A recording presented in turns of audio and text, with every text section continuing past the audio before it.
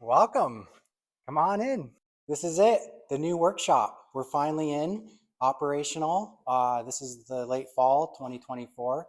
We started the build back in the spring. And so in this video, what I want to do is just feature the new workshop. And I'm going to post some pictures and some video so that you can see. And this is going to be the new format for my videos moving forward, where I am able to show you more hands-on of the type of stuff that we're doing. I will still do the screen grab kind of blog post for test data and stuff like that, but I really want to kind of show you more of the physical realm of what we're actually doing. But for this video, we're just going to be looking at the new shop and showcasing it, and it's a very exciting time for Joseph Crowe Custom Audio. We're approaching our 5 years of being in business. And so for me personally, it's been quite a journey, and we're very busy, and this new shop is going to allow us to use the space more effectively, be more efficient, and have more capacity. And so we are very busy doing speaker projects, and so this is great. We were working out of our basement, and it was a walkout basement, but it just was very difficult with having to do one project at a time, and we'd have to move everything aside. If I had to do testing, I'd have to, move something, put it away, and then set up for testing. So now I can have testing set up and assembly going on and woodworking going on, and so it's just going to be a huge relief in terms of the day-to-day. So just a bit about the shop. So it's a 40-foot by 26-foot, and I'll post a floor layout there. And so it's got dual 16-foot garage doors with openers, and it's fully insulated and drywalled, as you can see. And so for those of you that don't know, we're in Prince Edward County, Ontario, Canada. And so we get some very cold winters. And for the building to meet building code, we have to have concrete footings at least 4 foot below grade.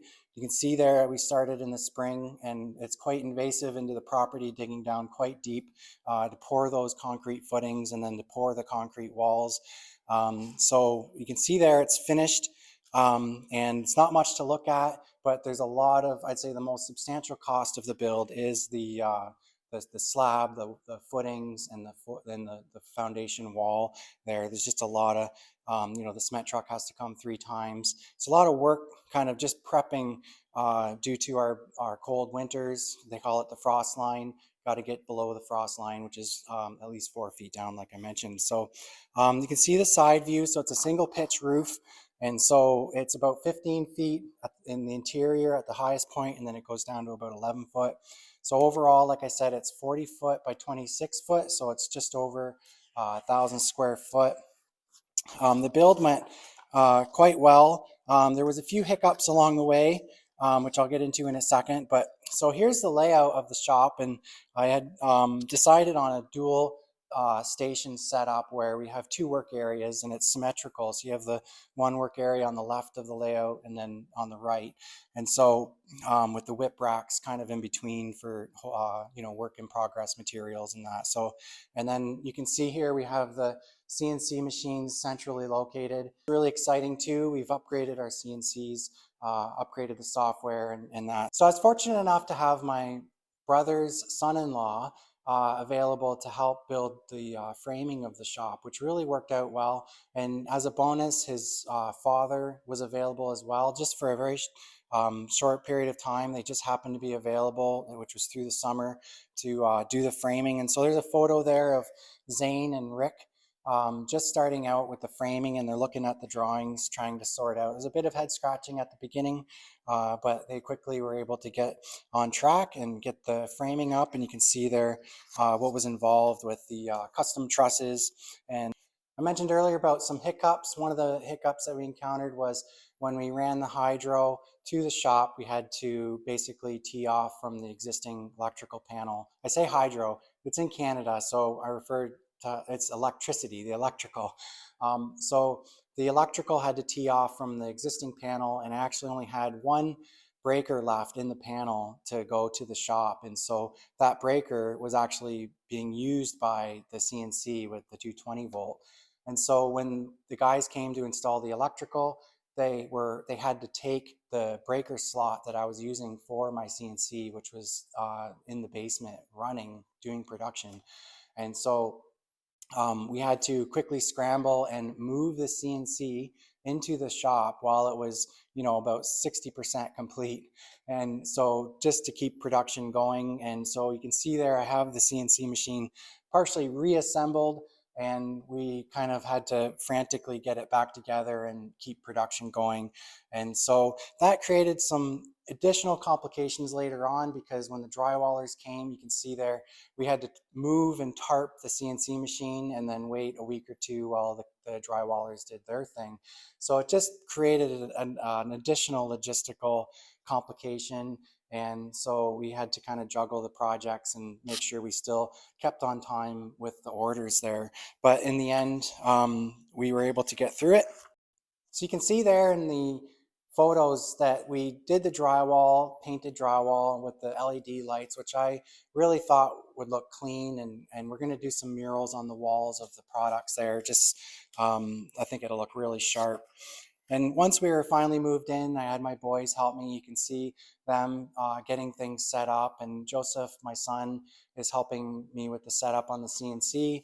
And then my son, Lawrence, the younger one, he's helping me with the 3D printer, putting together our second 3D printer. So we have two 3D printers, and they run pretty much full time doing the parts that you may know is on our site, just for DIY, people looking for some components to be printed there. So what I want to do right now is just look at the CNC quickly and show you the setup that we have.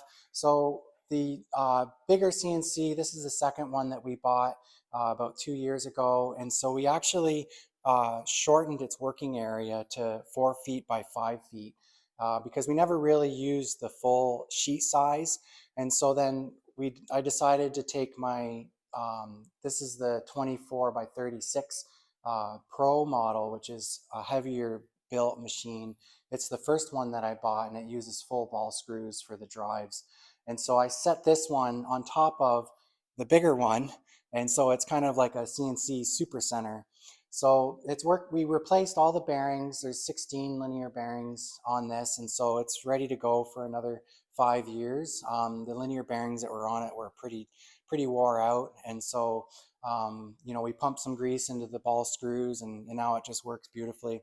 The other thing that we did is we upgraded to the 4 kilowatt spindle head, which is what we're using on the bigger CNC. And so this is going to reduce the overall noise in the shop because it turns at a much lower RPM. And it also gives us much more rigidity. So what was here before was the off-the-shelf hand tool router, which it was clamped in a holder. And so those hand routers that you use, they're not really built for this type of an application, and they didn't last very long. I think I had gone through about 5 of them, and I had done the math and realized I should have just upgraded to this from the beginning for the cost of the hand routers that I was constantly going through. These are throat adapters for a new design. This is I call it a Singapore job. It's for a customer in Singapore that's ordered a custom speaker, which I actually can show you over here. This is a pedal horn that we've started. And so you can see here, it's a 10 pedal horn. And so they're all going to go together and form a circular horn that actually goes on top of this. And so I'll feature more of this in a future video, but this is kind of a mini version of the 1815 with the triangular box. So this is using the top of the line here. If you see, it's the W26FX driver. It's a beautiful driver from CS. And so just to show you here, I can just place it temporarily inside the cabinet just to show you what that's going to look like. So once we get it's going to be in an oak wash, and then the exposed driver like that, it's going to be quite a beautiful speaker.